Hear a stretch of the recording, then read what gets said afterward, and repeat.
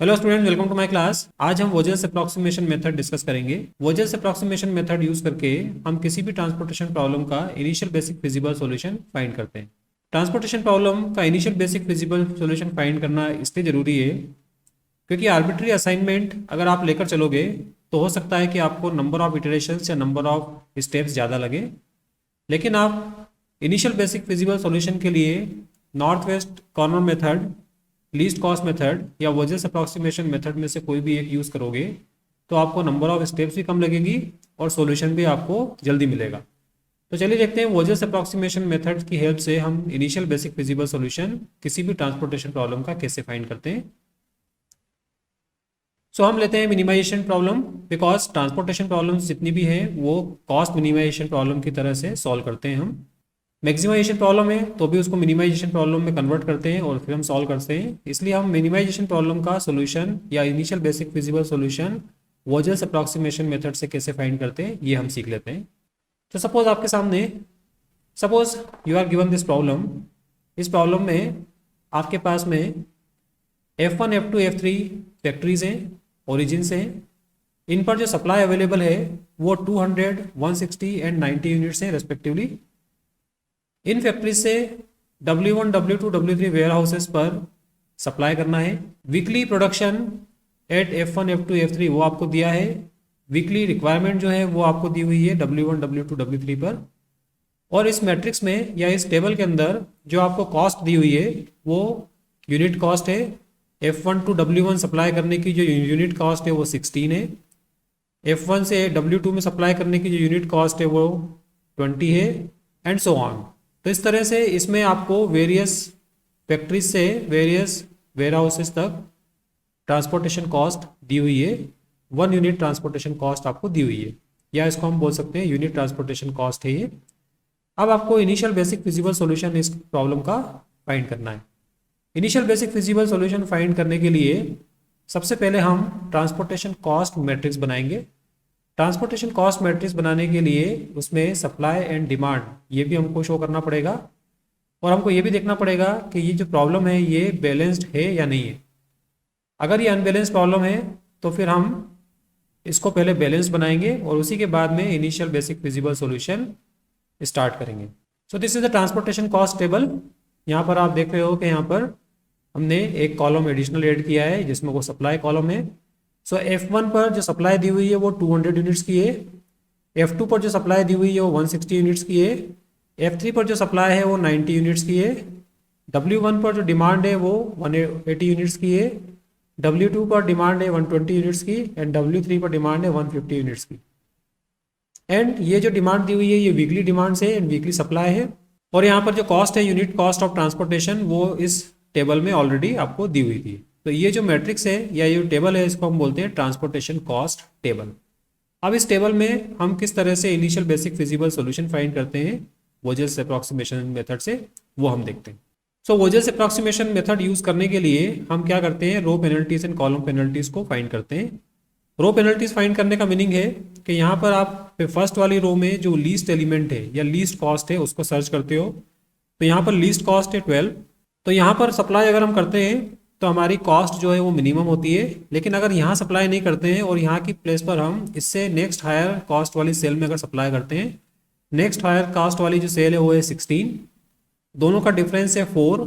तो हमको 1 यूनिट पर 4 रुपीज़ एडिशनल पे करना होता है अगर हम F1 से W3 पर सप्लाई नहीं करके F1 से W1 पर सप्लाई कर देते हैं without any planning. Similarly second row में हम पेनल्टी देखें तो लीस्ट है 8, उससे हायर है 14, दोनों का डिफरेंस हो गया 6। इसके बाद में हम नेक्स्ट जो रो है उसके अंदर हम देखें तो लीस्ट है 16, उससे नेक्स्ट हायर है 24, तो पेनल्टी हो गई 8। तो ये जो आपको दिखाई दे रही है रो पेनल्टीज हैं, ये पेनल्टी इसलिए हुई है क्योंकि हमने अगर लीस्ट कॉस्ट वाली सेल में या लीस्ट कॉस्ट वाले डेस्टिनेशन पर सप्लाई नहीं किया तो हमको एडिशनल कॉस्ट कितनी आती है वो यहाँ पर आपको दी हुई है। सिमिलरली हम कॉलम पेनल्टीज फाइंड करते हैं। कॉलम पेनल्टीज में लीस्ट है यहाँ पर 14, उससे हायर है 16, दोनों का डिफरेंस है 2। यहाँ पर हम देखेंगे लीस्ट है 8, उससे हायर है 20, दोनों का डिफरेंस है 12। यहाँ पर लीस्ट है 12, हायर है 16, डिफरेंस हो गया 4।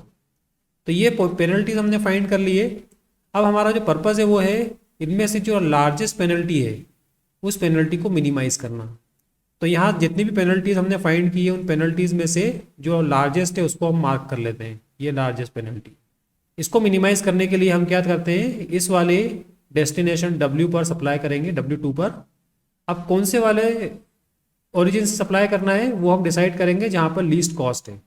तो F2 से W2 सप्लाई अगर हम करते हैं तो 8 रुपीज़ की कॉस्ट आती है पर यूनिट, तो यहाँ पर हम सप्लाई करेंगे। तो जब हम सप्लाई करते हैं तो यहाँ हम देखते हैं कि यहाँ पर 120 यूनिट्स की डिमांड है एंड 160 यूनिट्स सप्लाई अवेलेबल है। तो यहाँ पर जो सप्लाई होगी वो होगी 120 यूनिट्स की। सो 120 यूनिट्स अगर सप्लाई कर देते हैं यहाँ पर हम, तो 120 यूनिट सप्लाई करने के बाद में ये वाला जो डेस्टिनेशन है या वेयर हाउस है इसकी डिमांड पूरी हो जाती है, तो नेक्स्ट टाइम इसको कहीं से भी सप्लाई नहीं करेंगे। तो 120 जो मैंने ब्रैकेट में लिखा है वो हो गई सप्लाई। इस सप्लाई को करने के बाद में आपके पास में F2 पर 40 यूनिट्स रह गई है, तो 40 यूनिट्स को हम F2 से W1 या W3 में जहाँ भी फिजिबल होगा वहाँ सप्लाई करेंगे। सो फर्स्ट ऑफ ऑल हमने सप्लाई करने के बाद में इस W2 डेस्टिनेशन को या वेयर हाउस को कवर कर दिया। दैट मीन्स अब हम इसमें कुछ भी सप्लाई नहीं करने वाले हैं। अब बचे हुए दोनों कॉलम्स में हम देखेंगे लीस्ट कॉस्ट, अगेन उसी तरह से पेनल्टी फाइंड करेंगे। तो यहाँ पर नेक्स्ट जो पेनल्टीज है 12 एंड 16 का डिफरेंस वो है 4, मतलब हमको अभी 12 में सप्लाई करना चाहिए था, लेकिन अगर हम इसमें सप्लाई कर देंगे तो 4 रुपीज़ एडिशनल कॉस्ट हमको पड़ेगी। देन इन दोनों का डिफरेंस हो गया 4, इसका डिफरेंस हो गया 10। आप देखोगे 26 माइनस 16 10 हो गया। यहाँ पर डिफरेंस वही रहेगा 2, इसको कंसिडर ही नहीं करेंगे हम, और यहाँ डिफरेंस आ जाएगा 4, 16 माइनस 12। अगेन यहाँ हाईएस्ट जो पेनल्टी है इन सभी पेनल्टीज में वो है 10, इसको मार्क कर लिया।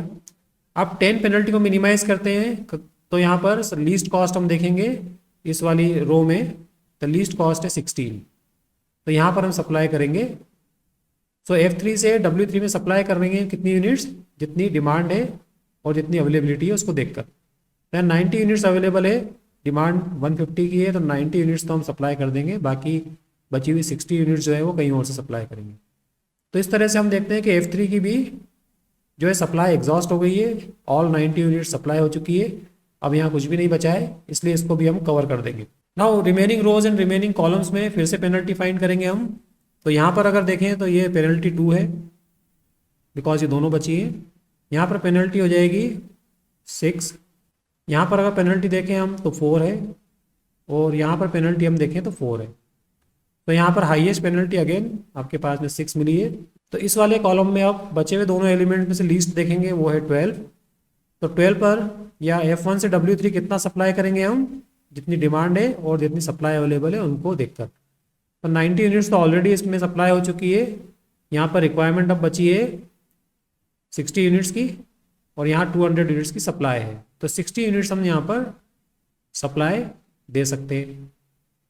तो 60 यूनिट सप्लाई करने के बाद में यहाँ 140 यूनिट्स रिमेनिंग है, और इसका पूरा डिमांड जो है वो सेटिस्फाइड हो गया है, इसलिए इस कॉलम को अब हम कवर कर देंगे। अब बचे हुए दोनों में से आपको दिखाई दे रहा है कि लीस्ट कॉस्ट है वो 14, तो हम 14 में वाली इसमें सेल में सप्लाई करेंगे, दैट मीन्स F2 से W1 में। बट कितना हम सप्लाई कर सकते हैं, यहाँ पर 120 यूनिट्स ऑलरेडी सप्लाई हो चुका है, और यहाँ पर अब बचा है 40 यूनिट्स, तो यहाँ पर हम 40 यूनिट्स की सप्लाई करेंगे, और फिर इसको भी हम कवर कर देंगे। रिमेनिंग 16 लास्ट वाली जो सेल है उसके अंदर सप्लाई करना है। यहाँ पर डिमांड है 180 की, 40 यूनिट्स ऑलरेडी मिल चुकी है, तो 140 यूनिट्स जो यहाँ बची हुई है वो यहाँ पर हमको सप्लाई करना पड़ेगा। तो अब ये जो सॉल्यूशन है जहाँ पर आपको सेल में ब्रैकेट में जो नंबर्स दिखाई दे रहे हैं वो सॉल्यूशन हो गया, initial basic feasible solution. That means यहाँ F1 से W1 में 140 यूनिट्स दिए, तो हम इसको लिखते हैं कि X11 equal to 140 units. Similarly F1 से W3 में 60 यूनिट्स दिए, तो हम लिखेंगे यहाँ पर X13 equal to 60। Then F2 से W1 में हमने दिए 40 यूनिट्स, तो हम यहाँ लिखेंगे X21 equal to 40। Then F2 to W2 हमने दिए 120 यूनिट्स, तो यहाँ पर आ जाएगा X22 equal to 120। Then F3 से W3 में हमने दिए 90 यूनिट्स, तो हम यहाँ पे लिखेंगे X33 इक्वल टू 90। तो ये जो हो गया सोल्यूशन है इनिशियल बेसिक फिजिबल सोल्यूशन। ये इनिशियल बेसिक फिजिबल सोल्यूशन में बेसिक वेरिएबल्स हैं जिनकी वैल्यूज नॉन जीरो है। बाकी बची हुई जो इम्प्टी सेल्स हैं जहाँ पर कोई सप्लाई नहीं दिया है उनको हम बोलते हैं इम्प्टी सेल्स। तो यहाँ पर जो डिसीजन वेरिएबल्स हैं वो जीरो है। जैसे यहाँ 20 में कोई सप्लाई नहीं है तो डिसीजन वेरिएबल X12 जीरो है। सिमिलरली यहाँ पर कोई सप्लाई नहीं है तो X23 डिसीजन वेरिएबल जीरो है। यहाँ पर कोई सप्लाई नहीं है तो X32 जीरो है। यहाँ भी सप्लाई नहीं है तो X31 भी जीरो है। So initial basic feasible solution अगर हम लिखें तो वो इस तरह से आएगा। और टोटल कॉस्ट जो है वो हम कैसे निकालेंगे, जहाँ पर सप्लाई है उसको यूनिट कॉस्ट से मल्टीप्लाई कर देंगे। 16 इंटू 140 ये हो गई cost of supplying 140 units from F1 to W1 at unit cost 16। Similarly ये वाली जो कॉस्ट है यहाँ कैसे निकलेगी, 12 into 60 because cost of supplying 60 units from F1 to W3 at 12 rupees per unit, वो हो जाएगी 12 इंटू 60। इस तरह से जहाँ जहाँ भी ऑक्यूपाइड सेल्स हैं जहाँ सप्लाई दी है हमने वहाँ पर हम कॉस्ट निकाल लेंगे और सबको ऐड करेंगे। Then you will find that this cost is 5920 rupees. तो अभी ये इनिशियल कॉस्ट है, ये मैक्सिमम है या नहीं है अभी हमको कुछ नहीं मालूम है। अभी हम इसको टेस्ट करेंगे। तो टेस्टिंग के लिए हम यूज़ करते हैं स्टेपिंग स्टोन मेथड और मॉडिफाइड डिस्ट्रीब्यूशन मेथड, दोनों में से कोई एक मेथड हम यूज़ करेंगे। तो अभी ये जो सॉल्यूशन आया है ये initial basic feasible solution by Vogel's approximation method है। तो इस तरह से वोजल्स अप्रॉक्सीमेशन मेथड यूज़ करके हम initial basic feasible solution find करते हैं। आई होप आपको प्रोसीजर समझ में आई होगी। Thank you very much.